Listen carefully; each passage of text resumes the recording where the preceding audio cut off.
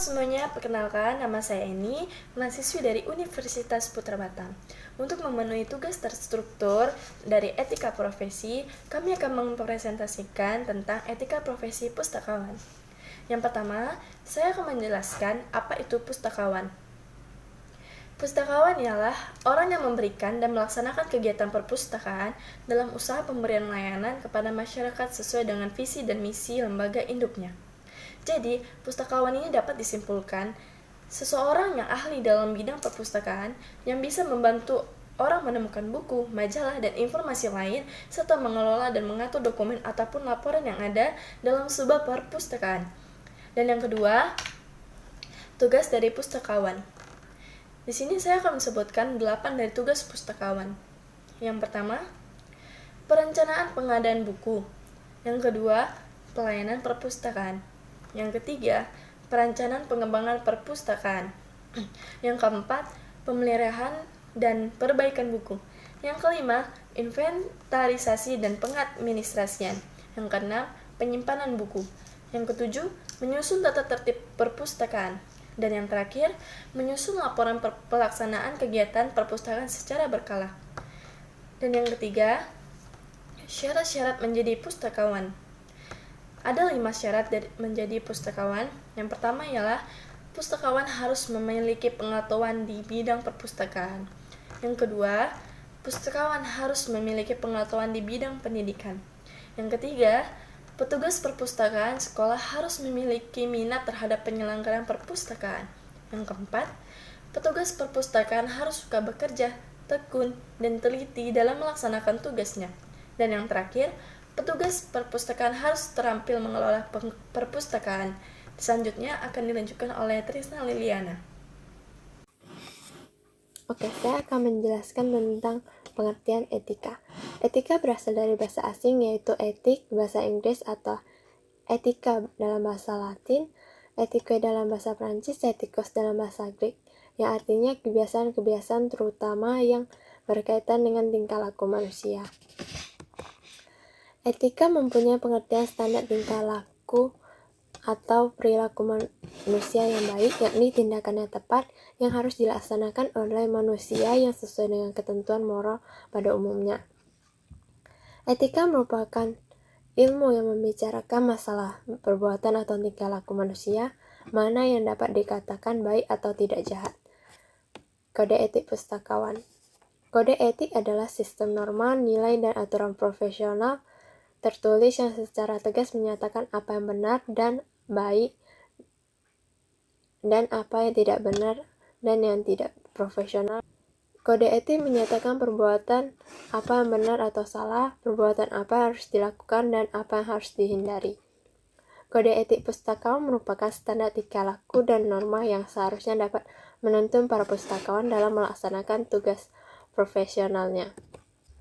Menurut Lhasa HS tahun 2009-174, kode etik pustakawan adalah norma atau aturan yang harus dipatuhi pustakawan untuk menjaga kehormatan, martabat, citra, dan profesionalisme. Kode etik pustakawan Indonesia tercantum dalam ADART Pustakawan Indonesia. Oke, selanjutnya akan dilanjutkan oleh Welly Noftrison. Fungsi dan tujuan kode etik pustakawan. Menurut Frenkel tahun 1991, fungsi kode etik adalah sebagai berikut. 1. Sebagai pedoman bagi kelompok profesional ketika menentukan masalah dalam praktek. 2. Sebagai sumber evaluasi bagi masyarakat dan menjadikan mereka mengetahui apa yang dapat diharapkan dari organisasi profesi tersebut.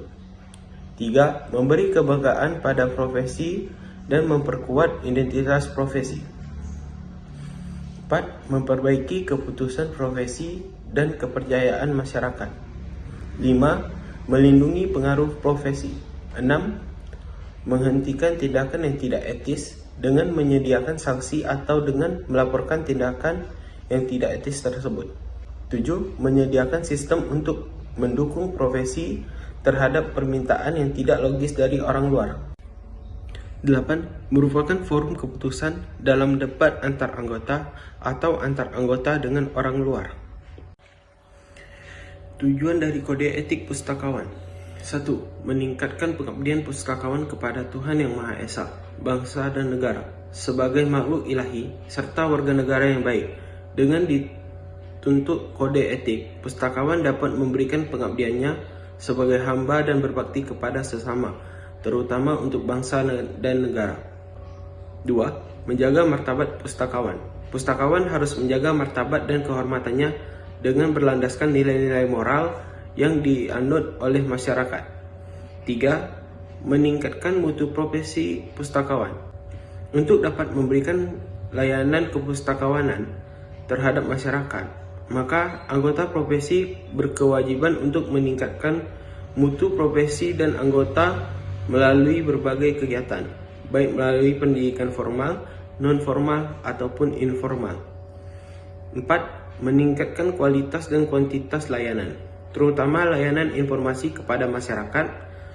Pustakawan sebagai pekerja informasi harus berupaya agar kuantitas dan kualitas informasi yang diberikan selalu meningkat sesuai dengan kebutuhan pengguna. Selanjutnya akan dijelaskan oleh Eka Aprianti.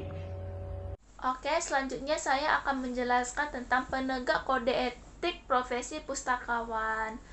Pustakawan yang berstatus sebagai PNS selain memiliki jabatan fungsional, maka ia harus menaati peraturan disiplin yang berlaku. Jika peraturan tersebut dilanggar atau tidak ditaati, maka PNS tersebut harus siap menerima sanksi yang diberikan atau berlaku. Pada pokok peraturan disiplin PNS yaitu yang pertama, hal-hal yang harus dilakukan oleh seorang PNS. Yang kedua, hal-hal yang tidak boleh dilakukan oleh seorang PNS. Dan yang ketiga, hukuman apa aja yang diberikan jika PNS itu melanggar atau tidak menaati peraturan yang berlaku. Yang keempat, tata cara pemeriksaan, penjatuhan, dan penyampaian keputusan hukuman. Oke, sekian dari presentasi kami. Maaf jika ada kesalahan. Terima kasih.